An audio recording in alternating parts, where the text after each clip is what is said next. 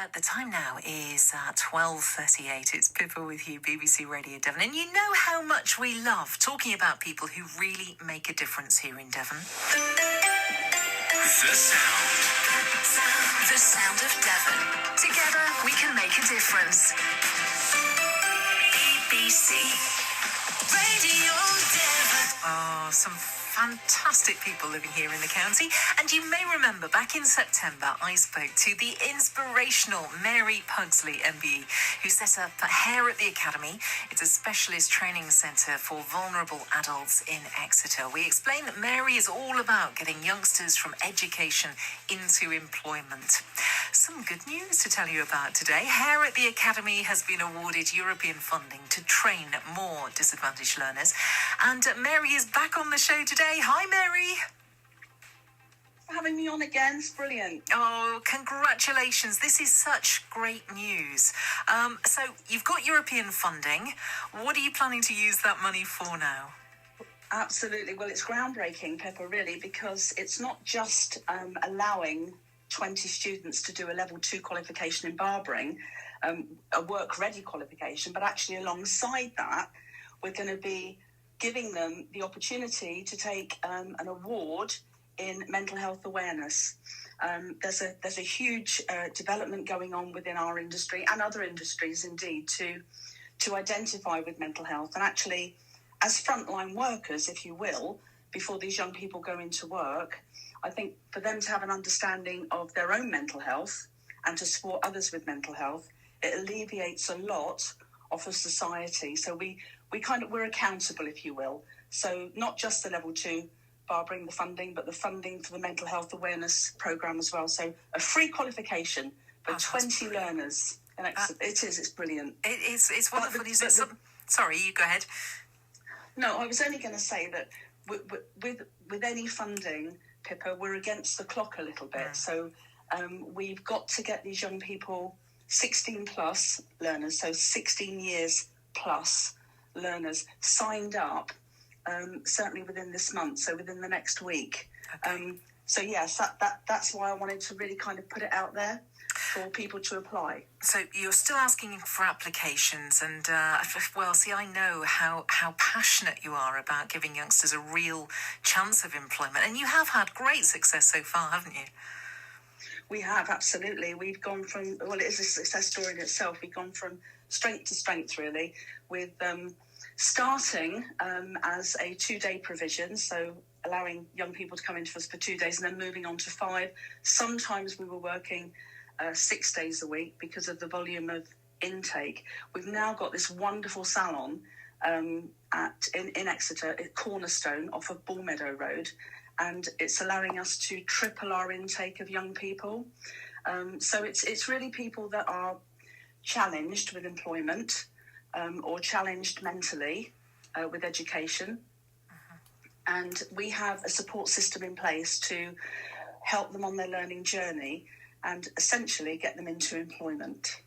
We've already been talking about mental health and what a difficult, challenging year it's been for everyone this year. And I guess you really do get to see it firsthand because, it's tough, isn't it, for youngsters now, trying to get to, a step on the employment ladder. It is, Pippa. I think, these are really challenging times. And I think for VTCT, our awarding body, to present us with this phenomenal qualification that we can give to our young people is really groundbreaking. I use the word again.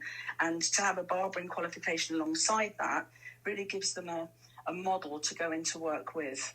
I know you've helped masses of people, and we have got Abi Hart on the line, who's one of your protégés, isn't she? Hi, Indeed. Abi. Hello. Hi. Now, am I right in thinking you're 19? I'm 18. Oh, 18, right, okay. And you've been at the Academy for around about 5 years? Yeah, I've been there for a while. I actually started off on a summer holiday course. Right. Back when I was in year 10. So what qualifications have you achieved so far? So I've obviously done my groundwork, the level 1 and level 2 hairdressing, and I can't think of the actual name now. My mind's gone blank. I'm exactly the same with my qualifications, but you are studying customer service, aren't you? Yeah. I'm working through my customer service at the moment, and then I'll be progressing on to education and training alongside the mental health one. which Mary was saying about just then. You started when you were in year 10, and it was you say a summer project. Yeah, they offered a summer holiday course back then. We still do have students coming over the summer holidays, but I'm not sure if it's a course or not, but yeah. So you did that, and since then, obviously you've loved it so much you haven't wanted to leave. Yeah, I just can't bring myself to it. It's everyone, but I love it so much. Yeah, a real family atmosphere. What difference would you say the Academy has made to your life? It's made all of the difference. I struggle massively with mental health problems, and here at the Academy is the only place where I feel like I can actually come and just relax. I see it as my relaxation rather than, oh God, I've got to go to college today.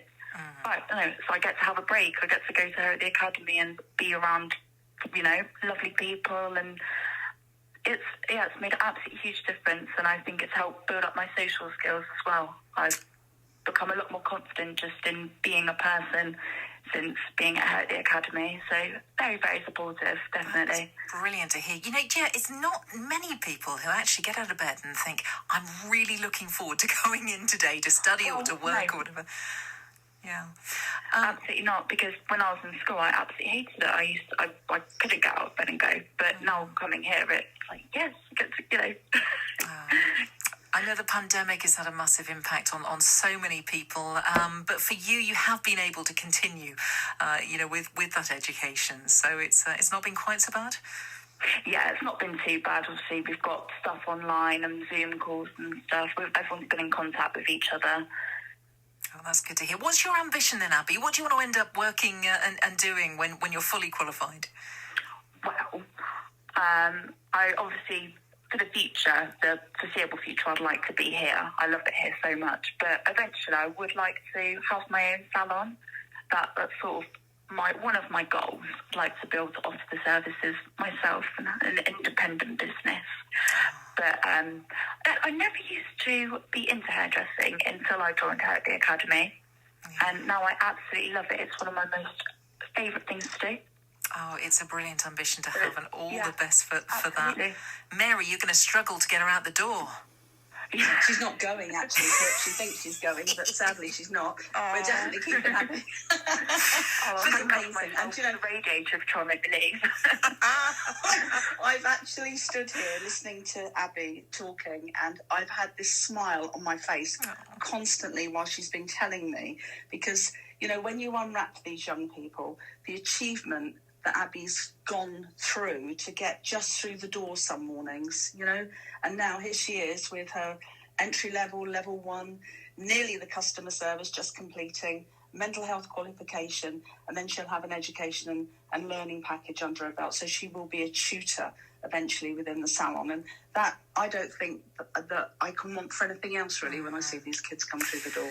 Well, I love the fact that you said to me that Abi's story is a real reality check on how being valued can give young people confidence. Yeah, I think that is a huge part of our ongoing work with mental health, Pippa, as well. I think being valued, feeling part of something, and knowing that they're needed and wanted within a group certainly does alleviate the pressures of feeling alone and isolated with mental health.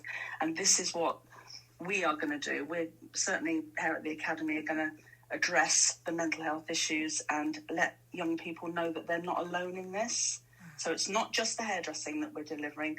The model now is to identify and relate to mental health and understand it more, certainly. Since we last spoke, Mary, there's been another lockdown, of course. How did that affect you all at the Academy?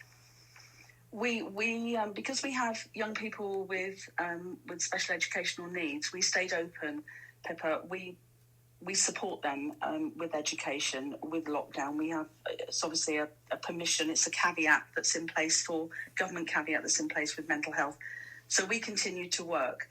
But what we do that if we have young people that are anxious and don't want to come in, we do everything we can to encourage them in. We have Teams meetings or Zoom calls, and we make sure that we check in with them and that they are still engaged with education. I know a lot of people will be listening today and thinking they want to follow the career path that Abi has had. And so a reminder again, we have got this application process you were telling us about that's open. How do people get in touch? How do they apply? It's a telephone number, Pippa, very straightforward. They need to phone Claire. Claire is the salon manager, and she's on. The number she's on is 07818 022 487. But we are on the web, just Google Hair at the Academy. All the numbers are on there. This is an amazing course, Pippa, particularly with the mental health awareness qualification going alongside it. We got fab wholesalers in Exeter. Grant has said that all our students can have free training with product knowledge, which is another incentive for these young people to come along. It's a really groundbreaking movement towards employment with the mental health qualification that underpins everything, really.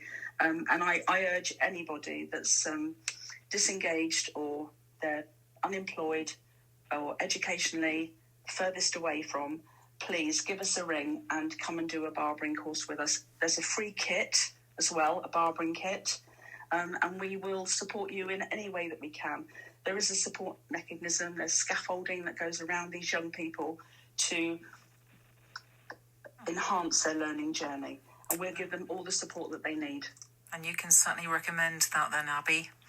Absolutely, yeah. Come and join us. It's made the difference to your life. How wonderful. Do you know, I got all teary hearing about you. You were talking a little earlier, so best of luck with that. Hair at the Academy, if people want to look it up, and that telephone number once again, it's 07818 022 487. We've got it here at BBC Radio Devon if you need to give us a call. Mary, Abi, it's so great to speak to you both. Thank you, and all the very best. Next year's going to be bigger and better, isn't it? Absolutely, Pippa, yeah. And Abi, you're not going anywhere. You're staying, I'm afraid. By the looks of things, she's not letting you go. Take care, we'll speak again soon. Cheers. Thank you so much, Pippa. Pleasure. Thank Bye-bye. you, yeah, absolutely.